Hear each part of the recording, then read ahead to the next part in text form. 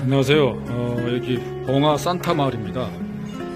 이제 마무리 단계에 있습니다. 풀빌라거든요. 산타 풀빌라. 여기 2층 수영장이에요. 2층 수영장인데 이게 오버풀 수영장이거든요. 저기서 물이 넘쳐서 그런데 거들 한번 보여드릴게요. 여기 이제 물이 넘치면은 이 밑으로 거들을 해서 밑으로 이제 기계실로 내려가거든요. 그래서 요 밑에 이제 기계실인데 저 기계실에 이제 발란식 탱크가 있어요. 그래서 다시 이제 펌핑을 하거든요. 네, 그리고 이게 보다시피 이게 벽화 현상인데 우리가 이게 두곱 코킹하고 수밀 코킹을 하기 전에 이게 비가 와갖고 그렇게 이제 이렇게 벽화 현상이 생기고요. 이게 이제 벽화 현상은 그 시멘트에 있는 알칼리 성분 때문에 생기거든요. 그래서 이제 저희는 이 수영장에는 이 알칼리 성분을 안 쓰고 마감을 합니다. 그러니까 이런 벽이라든지 바닥이라든지 이런 걸 이제 약간 그런데 이제 알칼리 성분이 없는 그런 재료로 마감하거든요. 그래서 만약에 타일을 붙이게 되면 수영장 공사하실 때 백시멘트로 하잖아요. 그럼 거기서 백시멘트에서 이게 알칼리 시멘트에 있는 알칼리 성분 때문에 자꾸 이게 벽화 현상이 생기고 그 클리너를 써서 청소해야 되는데 그럴 때는 다른 방법 없습니다. 알칼리 성이 아닌 줄을 갖고 마감을 해야 되거든요. 그 마감재는 여러 가지가 있어요. 근데 저희는 이제 이번 현장은 여기 이제 수중 페인트로 칠할 거예요. 색상은 아주 다양하게 나오고 바닥, 벽 이런 데 수중 페인트로 다 할 거예요. 네, 그리고 이제 수영장을 이제 관리를 할 때 이 pH 농도가 굉장히 중요합니다.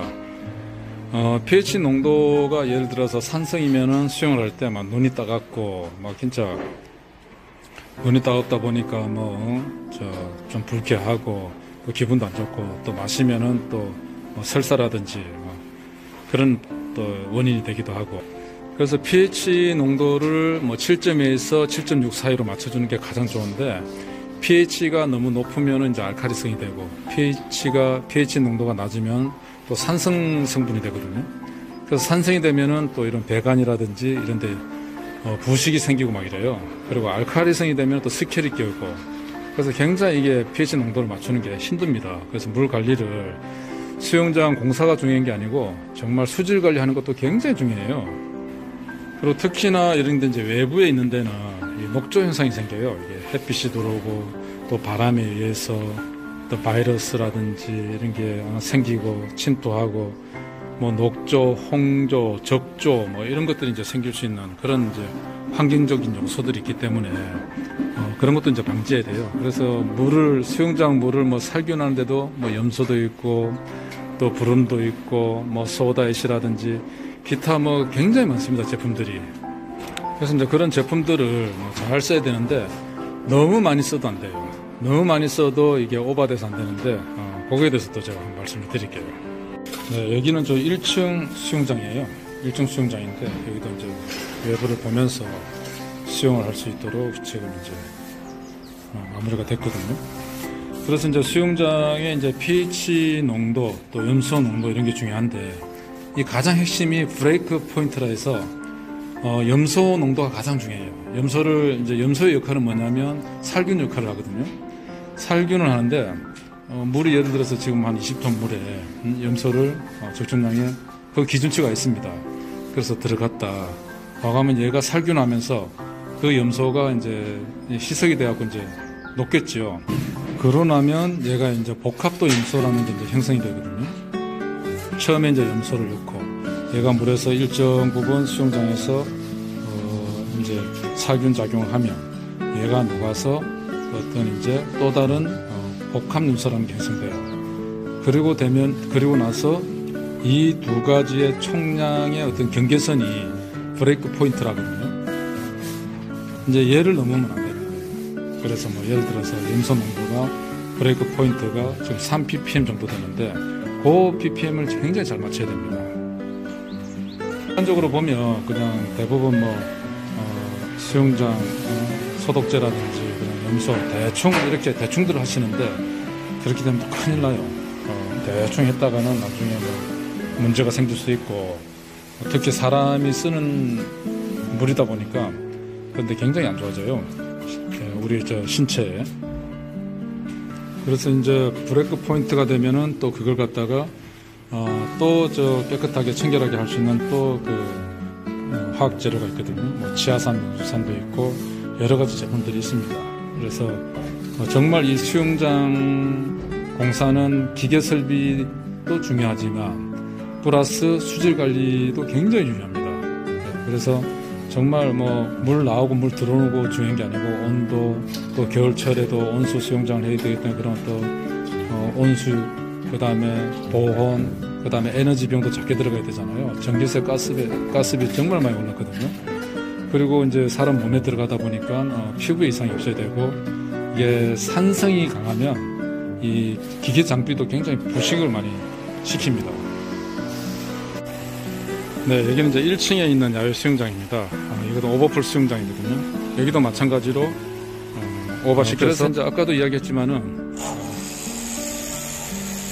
수질 관리의 어떤 pH 농도, 그 다음에 각종 화학 재료가 정말 중요하다.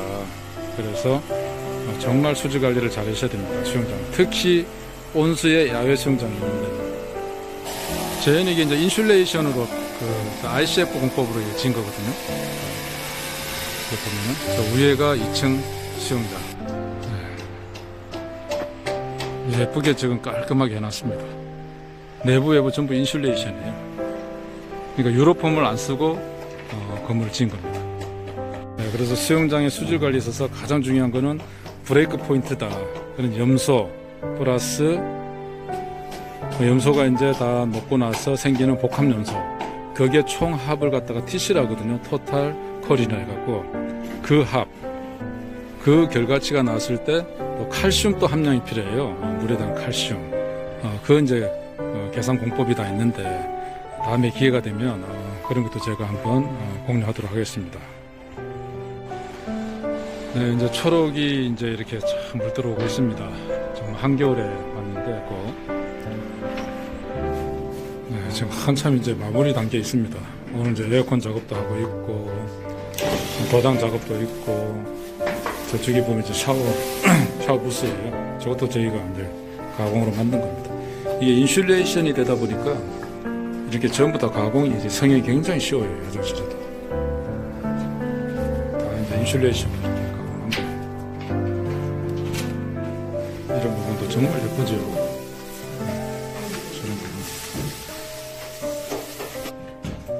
네, 이렇게 지금 가공이 전부 쉽게 이렇게 가공을 시켰습니다. 전부. 이게 가능한 게 전부 인슐레이션이에요. 스티로폼. 네, 지금 다 마무리 단계에 있습니다. 이렇게. 네, 여기는 이제 방이거든요. 방이 그냥 간접하고 두둥, 그 다음에 인슐레이션으로 만든 벽들. 이렇게 끝이에요. 천장이 아무것도 없죠. 네, 심플하게 깨끗하게 하나의 톤으로. 이 바닥도 같은 톤으로 갈 거예요. 이 바닥도. 이런 풀빌라 공사를 뭐 돈은 많이 들어가지고 하지 말고, 이 아이디어를 정말 잘 내면 좋아요. 이 소재를 잘 이용하고 아이디어를 잘 내서 하면 정말 큰 돈 안 들이고도 이렇게 멋진 한 평당 한 1,500만 원 부르면, 제가 볼 때는 그 반에서 조금 더 주면 일반 그 공사는 평당 1,500만 원 정도, 그 퀄리티가 나옵니다. 다음에 이제 마무리 다 하면 그때 제가 한번 또 올려드리겠습니다. 지금 한참 마무리 단계라서